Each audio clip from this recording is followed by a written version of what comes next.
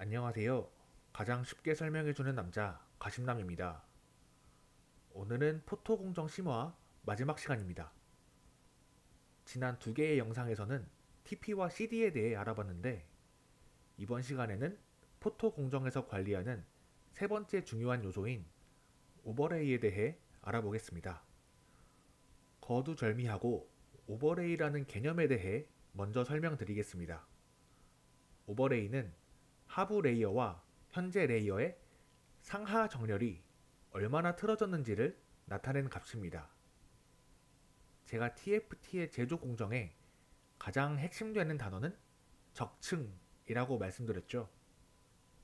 이 적층을 비뚤지 않게 얼마나 똑바로 하느냐와 관련 있는 팩터인데요. 적층하면 생각나는 보드게임인 젠가 이미지를 가져왔습니다.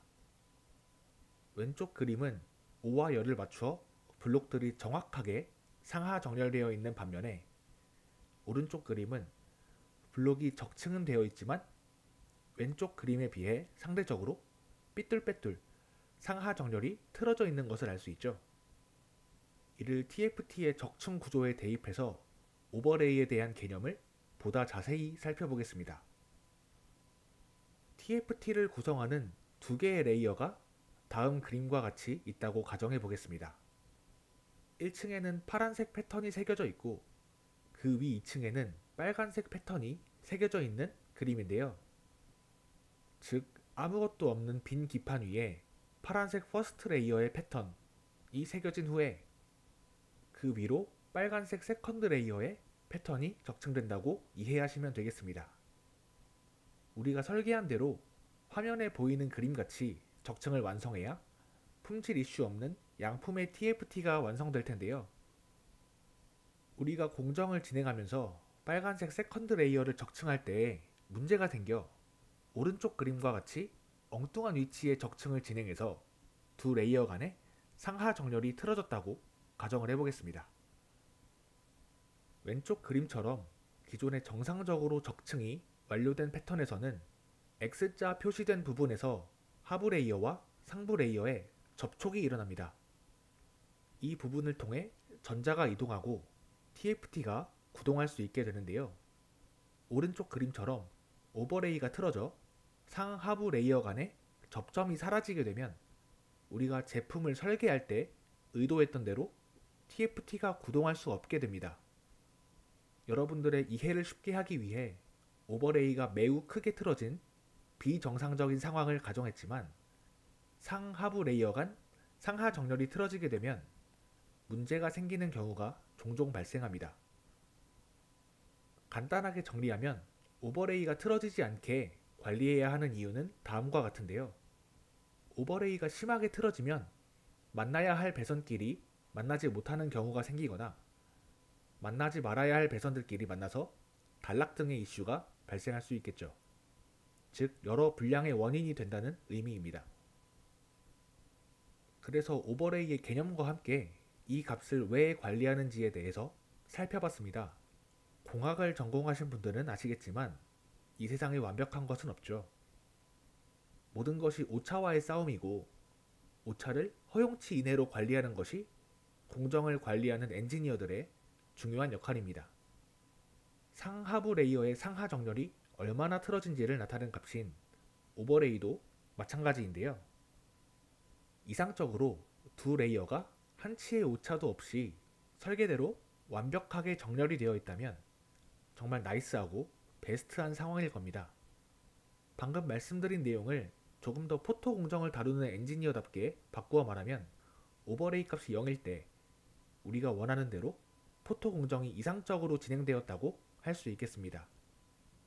오버레이 값이 0이라는 의미가 상하 정렬, 즉 얼라인 값이 틀어진 정도가 0이라는 의미니까 말이죠.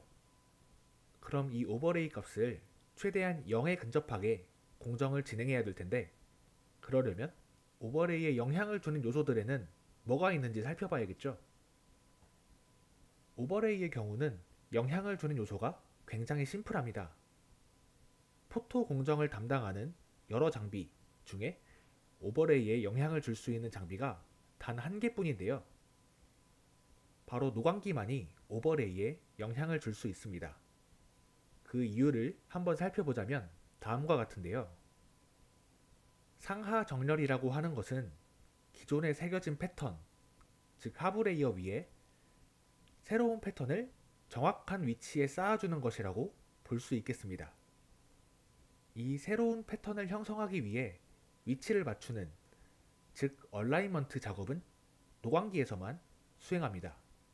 얼라이먼트 과정은 마스크와 기판에 각각 새겨진 키를 맞추는 형태로 진행이 되는데요. 이 과정을 설명하기에는 오버레이에 대한 강의 내용인 이번 영상에서 샛길로 새는 느낌이 강해 추후에 다른 영상에서 설명하는 것으로 하겠습니다. 패턴의 크기나 PR의 프로파일 등은 다른 장비들의 영향을 종합적으로 생각해야 하지만 패턴의 위치 자체는 노광기가 얼라이먼트를 통해 정해주는 위치에서 벗어나지 않습니다. 노광기가 마스크 패턴을 빛을 통해 기판에 옮겨 놓으면 노광기와 다른 장비들의 콜라보로 정해진 위치에서 패턴의 크기나 PR의 프로파일 등만 조금씩 변화한다는 이야기죠. 이전 영상에서 배웠던 CD가 패턴의 크기나 선폭이라고 말할 수 있는 내용이죠. CD, 즉 크리티컬 디멘션의 경우는 노광기뿐 아니라 포토 공정에 관여하는 수많은 장비들의 영향을 받게 됩니다. 지난 영상에서 설명드렸지만 다시 한번 복습 차원에서 살펴보자면 패턴의 선폭을 나타내는 CD는 PR에 전달되는 빛 에너지의 양, 노광량에 영향을 받습니다. 그런데 같은 빛 에너지를 노광기에서 쏴줘도 PR의 종류에 따라서 빛에 민감하게 반응하는 PR도 있을 것이고 둔감하게 반응하는 PR도 있을 것입니다. 여기에 더해 PR이 코팅된 두께에 따라서 PR 하부까지 도달하는 빛 에너지가 다르겠죠. 코터, 노광기, 디벨로퍼 등 여러 장비들이 다 같이 만들어내는 종합적인 데이터라는 의미입니다. 이에 비해 오버레이의 경우는 패턴의 위치값을 정해주는 장비가 노광기 하나이다 보니 오버레이와 관련된 이슈가 발생할 경우에는 노광기가 다른 장비 탓이라고 핑계댈 수가 없겠죠. 그래서 지금까지 3개의 영상을 통해 포토 공정에서 중요하게 관리하는 3가지 요소 TP, CD, 오버레이에 대해서 알아봤습니다. 사실 더 자세하고 심화된 내용들까지 알려드리면 좋겠지만 취준생이나 포토 공정에 대해 잘 모르시는 분들이 공부하기에 이 정도 내용만 아셔도 충분하다는 생각이 들었고 더 심화된 내용들까지 영상에 담을 경우 영상 길이 문제뿐 아니라 제 채널의 모토인 쉽게 설명하는 것이 어렵다고 판단했습니다. 지금까지 알려드린 3가지 요소는 포토 공정을 다루는 엔지니어라면 반드시 알아야 하는 내용이기 때문에 혹시 이해가 어려우신 부분은 영상을 다시 한번 돌려보시는 것을 추천드립니다. 다음 시간에는 또 다른 유익한 영상으로 여러분들을 찾아뵙겠습니다. 긴 시간 고생 많으셨고 어렵거나 궁금하신 내용들은 댓글로 남겨주시면 확인 후 답변 드리겠습니다. 수고하셨습니다.